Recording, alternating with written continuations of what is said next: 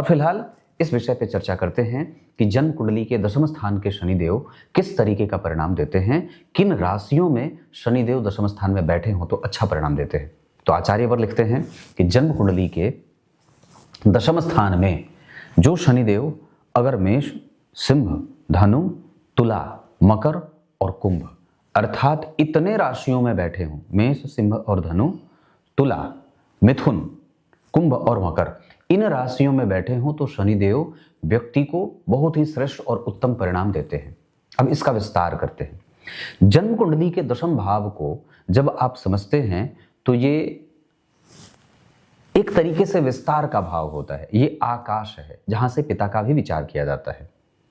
और जब जन्म कुंडली के दशम स्थान पे पापक ग्रहों की स्थिति हो जाती है तो वो व्यक्ति के जीवन में अत्यंत श्रेष्ठ सामाजिकता देने वाले हो जाते हैं।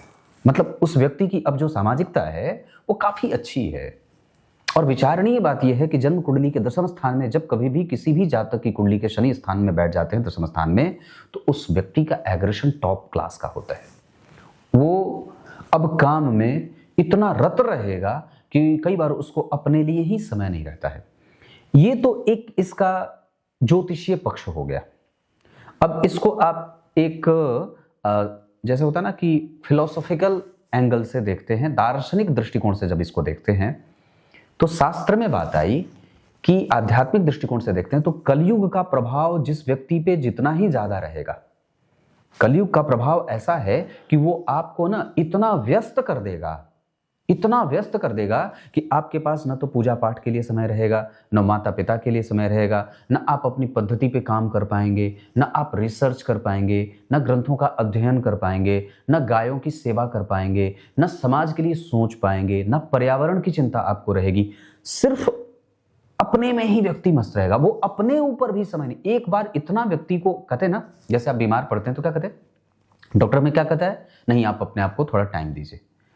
जब आपके दाम्पत्य में कमजोरी होती है तो आपका जो बैलेंस करने वाला जो डॉक्टर होता है वो कहता नहीं आप पति पत्नी एक दूसरे को समय दो। ठीक है, मतलब क्या हुआ कि व्यक्ति अपनी महत्वाकांक्षा की पूर्ति के लिए इतना आगे बढ़ता जा रहा है कि उसके पास न तो माता पिता के लिए समय है, न बच्चों के लिए समय है, न अपने ही आपको अपडेट करने के लिए समय है। वो सिर्फ उस फोकस में ही लगा हुआ है कि हाँ मुझे ये करना है। दशम स्थान में पापक ग्रह का बैठना कुछ ऐसी ही स्थिति जातक और जातिकाओं की करते हैं, भयंकर एग्रेशन देते हैं। मतलब टॉप लेवल क्लास का व्यक्ति वर्कहलिक हो जाता है, काम काम काम काम काम। अब वो समाज में अपने परिवार से भी ज्यादा समाज की चिंता कई बार करने लगता है, अपनी इमेज को लेकर के कि उसकी समाज में इमेज कभी गड़बड़ ना हो। और इस तरीके से उसके दिमाग में बहुत सारे प्रश्न बनते रहते हैं, अपने धन को लेकर के, अपने करियर को लेकर के, अपने रोजगार को लेकर के, अपने सुख को लेकर के, अपने सुख को लेकर के। कई बार तो मैंने क्या बात कही, वो अपने सुख के बारे में भी नहीं सोचेगा। दशम स्थान के पापक ग्रह इस तरीके का परिणाम, वो बहुत ज्यादा हाईली मोटिवेटेड भी रहता है, बहुत ज्यादा। धन को घुमाना मतलब एक लूप चला दे, यहां से धन आया, यहां आया, यहां से यहां डाला, यहां से यहां, ये जो एक पूरा होता है ना, एक ऐसा एक उसकी एक चेन बन जाए। तो ऐसे ही व्यक्ति का पराक्रम जो है वो यहां से उठता है, वो सुबह से लेकर के शाम तक उसका टाइम बंधा हुआ है।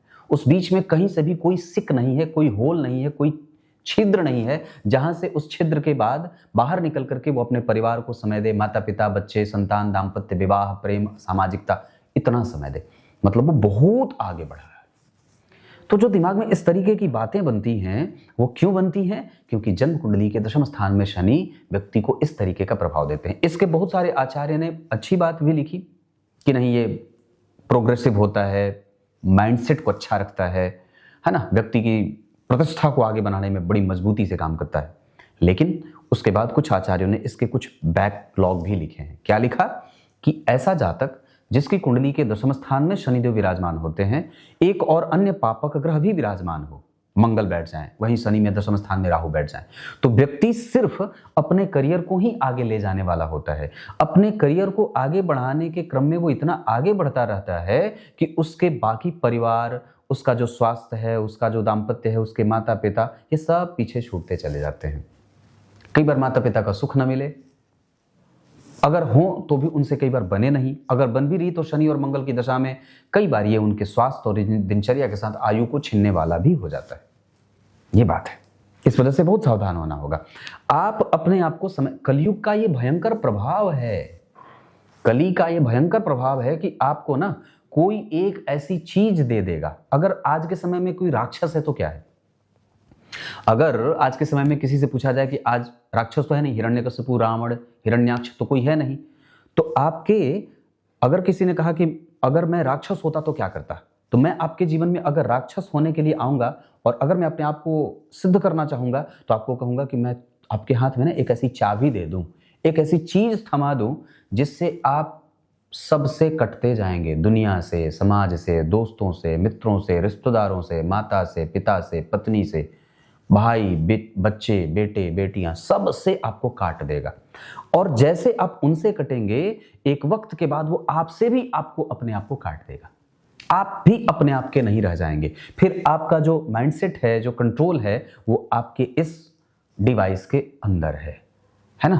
जैसे होता है ना कि आप ही तो हैं पर आप नहीं है, तो आपका जो सारा जो डेटा है, जो आपका पूरा जो थॉट है, वो इसी में कैद है। जैसे हमारे यहाँ पुराने में, मैं जब छोटा बच्चा था तो मेरी दादी कहती थी, एक राजा थे, उसके प्राण किसी सूगे में बसता था, है ना। तो राजा थे तो उनके प्राण सूगे में कैसे बसते थे? तो कहने का अर्थ क्या था कि राजा तो थे पर वो ज्यादा प्रेम करते थे, इतना प्रेम करते थे कि उसके बिना उनका भी प्राण निकल जाए। जैसे राजा दशरथ, उनके प्राण उसी में बसते थे, राम में ही बसते थे, है ना। कि भाई राम को त्यागने का उनके पास ऐसे कह दे कि सारा चीज ले लो, मेरे अयोध्या के राजपाट सारा ले लो, पर मुझसे राम को न छीनो, ऐसा। तो वैसे ही कुछ स्थिति हमारे और हमारे मोबाइल और साधन और संसाधन के बीच हो गई है। हमारी गाड़ी, हमारा बंगला, हमारा सब कुछ ऐसा। तो ये बात है। तो यहाँ पे जो शनि मंगल बैठे हैं, और अब एक बात और भी है। अब चलो हम वापस इस विषय पे आ जाते हैं कि व्यक्ति की जो इच्छा है वो कभी फुलफिल होगी कि नहीं। तो इस प्रश्न का उत्तर आपकी कुंडली का दशम भाव का स्वामी देगा कि एक तो दशम भाव में मिथुन राशि बनी, वहां पे शनि बैठे हैं, मंगल बैठ करके आपको एक इस तरीके का जो मैंने बताया इतना सारा महत्वाकांक्षा दे देते हैं, आगे बढ़ना, राजनीति, सेवा भाव, ये जो भी है उस पे गुरु की दृष्टि, मतलब हाँ व्यक्ति सफल होगा। और उस दशम भाव के स्वामी नवम भाव में बैठे हैं, धर्म कर्माधिपति योग। इसमें अब बात क्या होगी कि दशम भाव के स्वामी अगर केतु के साथ बैठे हैं तो वो व्यक्ति निश्चित रूप से एक वक्त पे आने के बाद ठहराव महसूस करना चाहेगा। वो चाहेगा कि नहीं, मैं थोड़ा ठहरूं, थोड़ा अध्ययन करूं, थोड़ा विचार करूं, अपने परिवार को समझूं, माता पिता, भाई बहन, इनके प्रति भी मेरी कोई जिम्मेदारी बनती है। अगर वो राहु के साथ बैठे होते तो ऐसा नहीं होता। तो दशम स्थान के अधिपति अगर केतु के साथ धर्म भाव में बैठे हैं तो व्यक्ति धर्म को भी समझेगा, पूजा पाठ को भी समझेगा, मंत्रों में भी विश्वास रखेगा, ग्रंथों को भी पढ़ेगा, गुरु मंत्रों से दीक्षित होगा और बड़ों का आदर भी करेगा। एक्सपीरियंस भी वो लेना चाहेगा धर्म का, सनातन का, है ना। ऐसा वो केतु हैं जो व्यक्ति को धार्मिक बना देंगे। तो आपके दशम भाव के स्वामी किस ग्रह के साथ युति में है और कहां बैठे हैं, ये एक बड़ी अद्भुत बात हो जाती है। तो कुल मिलाकर के मैंने इस कार्यक्रम में आपको ये बात बताई कि आपकी कुंडली के दशम स्थान में पापक ग्रह का बैठना आपको बहुत ज्यादा हाईली मोटिवेटेड बनाता है। जबकि उस दशम भाव के स्वामी अगर केतु के साथ बैठे हैं तो आपके जीवन में धर्म भी रहेगा। अगर राहु के साथ रहेंगे तो थोड़ा धर्म कम रहेगा, दिखावापन ज्यादा रहेगा।